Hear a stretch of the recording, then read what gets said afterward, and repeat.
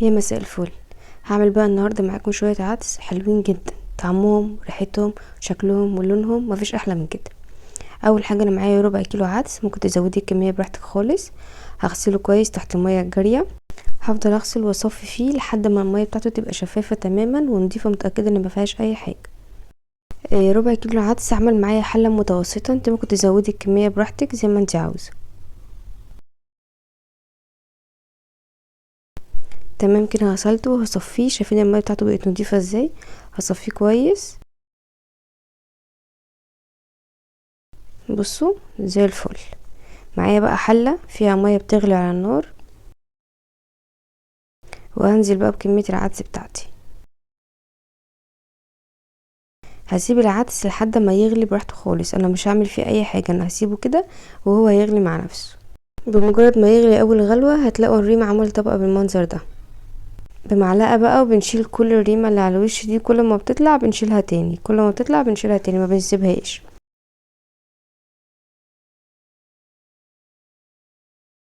بصوا لحد ما خليته تمام ما فيهوش اي ريمة خالص.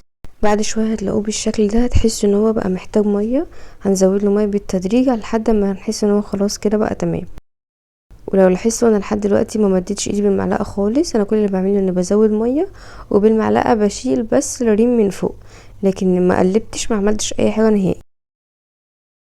لو بدأنا نقلب من دلوقتي هتلاقوا مع الوقت العدس مش مستوي في نفس الوقت شايط، فاحنا ما بنقلبش خالص. تمام كده. هو احتاج ميه تاني، لونه غير طبعا، هو كده بدأ يخش في السوا واحتاج ميه تاني فزودت له ميه.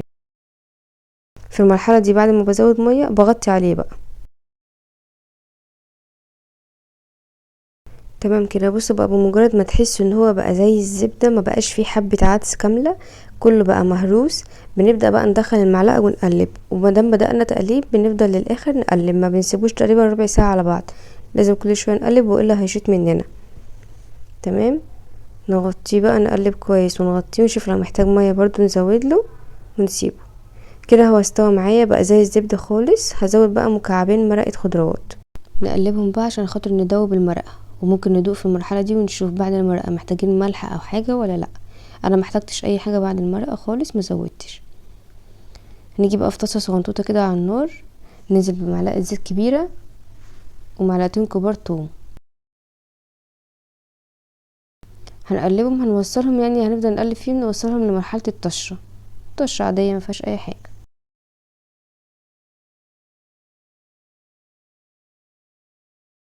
تقليب مستمر بقى عشان كلهم يبقوا لون واحد، ما يبقاش فيه حاجه اتحرقت وحاجه لسه نيه.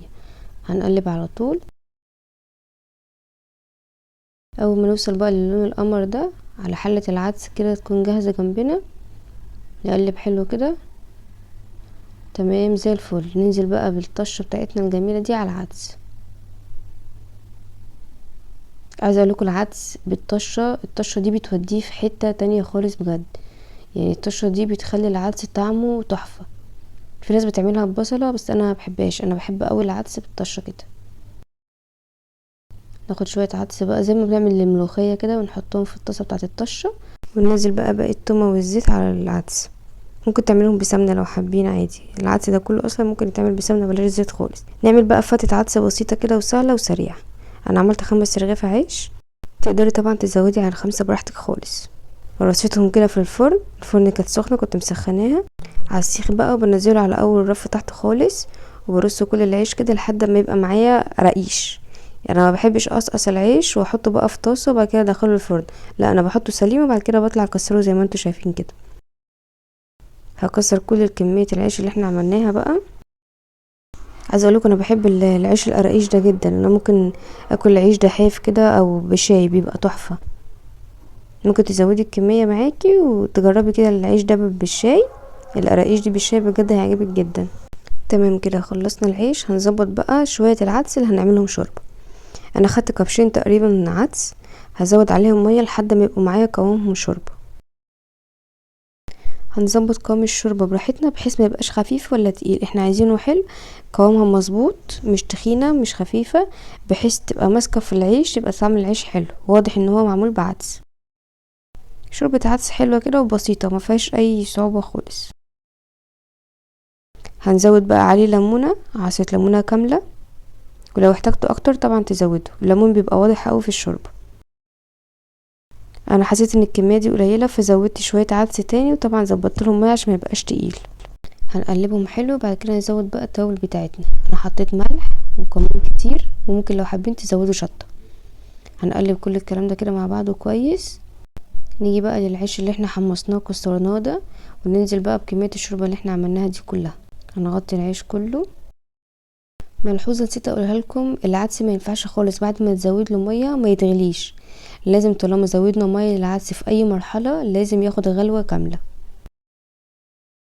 تمام كده بالمعلقه بقى، وهننزل العيش نغطسه كده تحت في الشوربه عشان يبقى كله طاير من الشوربه، مبقاش في حته ناشفه وحته طريه. بص العدس عايزه اقولك ريحته تحفه تحفه تحفه، وطعمه حلو جدا من غير بقى لا بصل ولا جزر ولا طماطم ولا اي حاجه خالص. عدس بدون اي اضافات بجد، طعمه تحفه. انا قدمته مع زي ما انتوا شايفين طماطم وخيار وشهد بطاطس بتنجان والفته. طبعا تقدري تقدميه مع اي حاجه براحتك خالص، او تاكليه لوحده، هو اصلا بجد من جماله. انا ساعات كتير باكله لوحده. بجد لازم تجربوه وتقولوا رايكم.